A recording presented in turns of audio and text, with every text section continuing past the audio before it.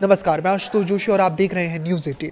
दुनिया इस वक्त एक ऐसी खबर से दहल उठी है जो खाड़ी देशों के भूगोल और भविष्य को हमेशा के लिए बदल सकती है। क्या हम एक और बड़े सैन्य टकराव की ओर बढ़ रहे हैं? खबर वॉशिंगटन से है, जहां पेंटागन के गलियारों में एक सर्जिकल स्ट्राइक की फाइल खुल चुकी है।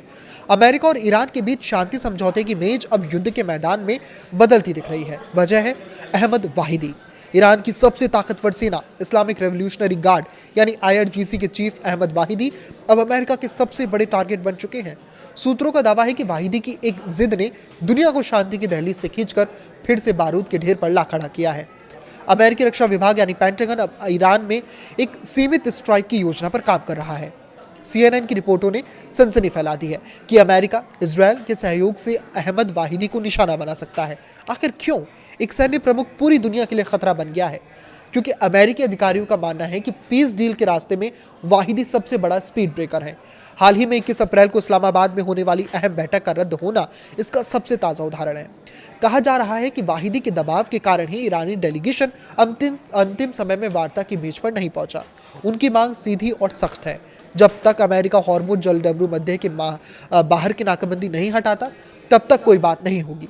ईरान के भीतर की सत्ता संरचना इस वक्त बेहद नाजुक दौर से गुजर रही है। न्यूयॉर्क टाइम्स के मुताबिक अयातुल्ला अली खामनी के बेटे यानी मुस्तफा खामनी इस समय गंभीर रूप से घायल है। इस शून्य का फायदा उठाकर अहमद वाहिदी ने सत्ता की बागडोर अपने हाथों में ले ली है। 1958 में जन्मे वाहिदी ने अपने करियर की शुरुआत 1989 की क्रांति से की थी और वो पूर्व IRGC चीफ कासिम सुलेमानी के बेहद करीबी माने जाते हैं। आज वाहिदी ने केवल IRGC के प्रमुख हैं, बल्कि उन्होंने नेशनल सिक्योरिटी काउंसिल के चीफ मोहम्मद बाघेर जोलग्राद के साथ मिलकर एक ऐसा हार्डलाइनर मोर्चा बना लिया है जिससे ईरान की चुनी हुई सरकार और उदारवादी नेताओं को हाशिए पर धकेल दिया गया है।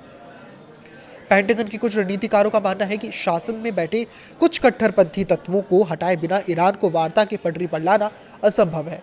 मोहम्मद पाकपूर की हत्या के बाद मार्च 2026 में कमान संभालने वाले वाहिदी को अयातुल्ला का अटूट विश्वास प्राप्त है।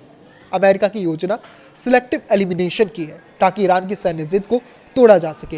हालांकि इतिहास गवाह है कि कासिम सुलेमानी जैसी हस्तियों को हटाने के बाद तनाव कम होने के बजाय और बढ़ा है। क्या अहमद वाहिदी पर हमला ईरान को डराएगा या उसे एक भीषण जवाबी कार्रवाई के लिए उकसाएगा? ये सवाल आज पूरी दुनिया की नींद उड़ाए हुए है। अहमद वाहिदी को निशाना बनाने की तैयारी इस बात का संकेत है कि कूटनीति अब अपने अंतिम पड़ाव पर है। अगर अमेरिका और इजरायल इस स्ट्राइक को अंजाम देते हैं तो इसका असर केवल ईरान तक सीमित नहीं रहेगा। ये वैश्विक तेल आपूर्ति, अंतर्राष्ट्रीय बाजार और मानवीय सुरक्षा पर एक बड़ा आघात होगा। समाज पर इसका प्रभाव ये पड़ेगा कि कट्टरपंथ और राष्ट्रवाद की भावनाएं और उग्र होंगी, जिससे शांति की गुंजाइश और कम हो जाएगी। आने वाले कुछ दिनों में ये तय करेंगे कि दुनिया पीस डील के जरिए राहत की सांस लेगी या एक नए सैन्य संघर्ष की विभीषिका में झोंक दी जाएगी। आखिर में शांति केवल हथियारों से नहीं बल्कि बातचीत की नीयत से आती है, जो फिलहाल दोनों तरफ से गायब नजर आ रही है। इस पर आपकी क्या राय है हमें कमेंट करके जरूर बताएं।